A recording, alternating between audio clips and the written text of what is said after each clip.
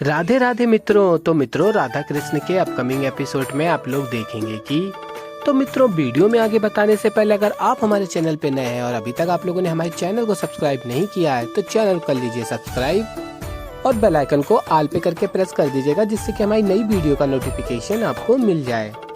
तो होता यूँ है कि सभी देवगण कृष्ण के समक्ष पहुँचते हैं और तभी श्री कृष्ण कहते हैं कि मैं इसमें आपकी कोई सहायता नहीं कर सकता, और बताते हैं मैं इंद्रदेव के भी आग्रह को स्वीकार नहीं कर पाया। और तभी देवगण बताते हैं कि हम सभी विनती करने नहीं आए हैं। और फिर कृष्ण कहते हैं तो आप सब यहाँ किस लिए आए हैं।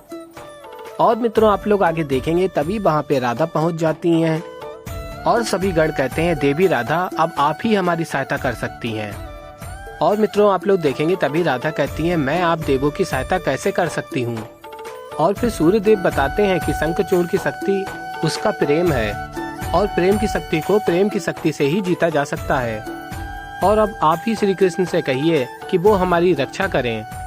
और फिर राधा कहती है मैं समझी नहीं सूर्यदेव। और फिर सूर्यदेव बताते हैं कि श्री कृष्ण के समीप इस समस्या का समाधान है। और आगे बताते हैं किंतु इस समाधान से आप दुखी हो सकती हैं, इसलिए श्री कृष्ण ये कार्य नहीं करना चाहते। और फिर आगे आप लोग देखेंगे श्री कृष्ण कहते हैं अब शंखचूड़ को रोकने का एकमात्र उपाय है देवी तुलसी की आराधना को भंग करना।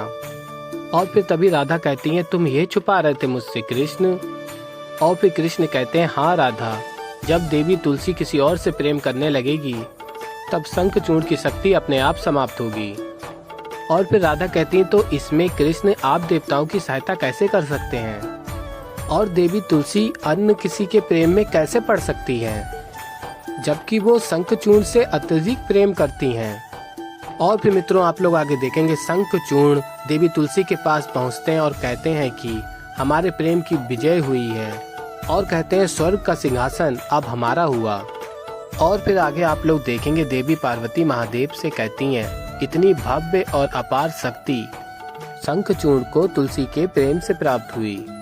तुलसी जैसी पावन नारी शंखचूड़ जैसे राक्षस से कैसे प्रेम कर सकती हैं। और कहती है महादेव शंखचूड़ को शक्तिहीन करने का कोई तो उपाय होगा ना।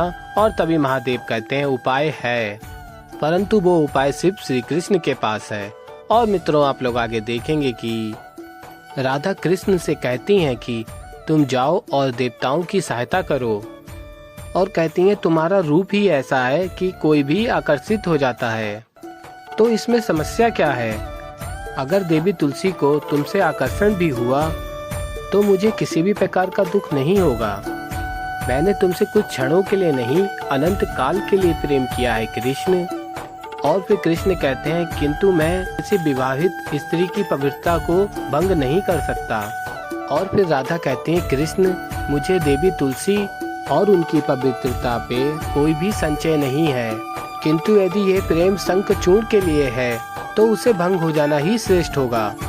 और फिर राधा कहती हैं कि शंखचूड़ देवी तुलसी से इतना प्रेम प्राप्त करने के बाद भी दुष्ट का दुष्ट ही है।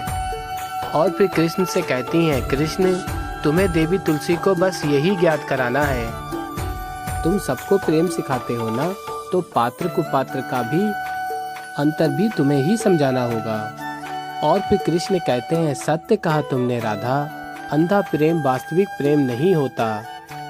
और फिर कृष्ण कहते हैं किंतु राधा मेरे मन में एक प्रश्न है। और कहते हैं एक अत्यंत गंभीर समस्या है राधा। और फिर राधा कहेंगी कैसी समस्या। और फिर कृष्ण कहेंगे मैं समझ नहीं पा रहा कैसे कहूँ।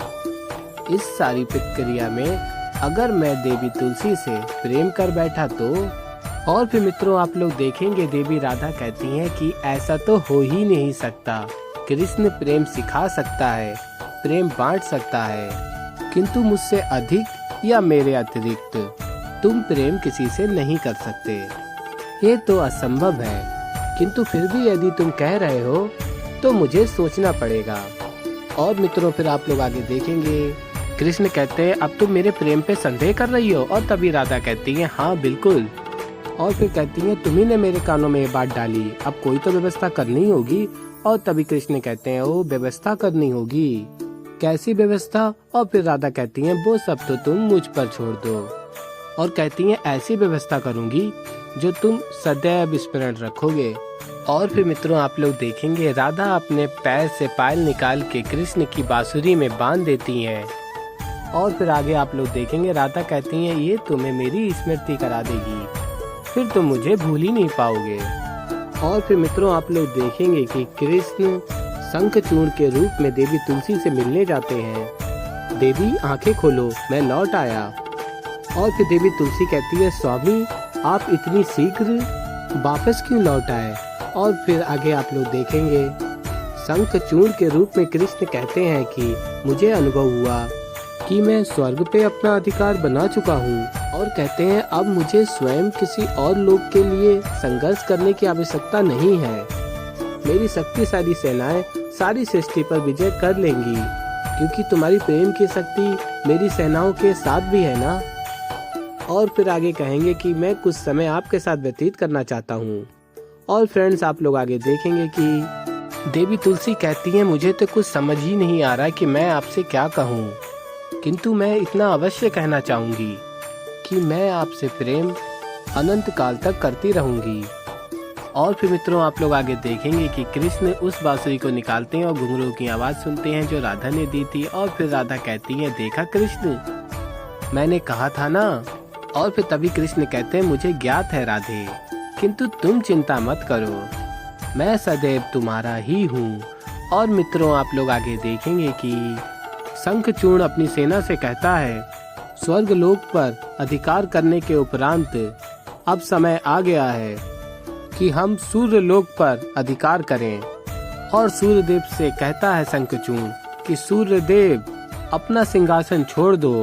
और कहता है कि केवल अब संसार के आकाश पर शंखचूर्ण चमकेगा।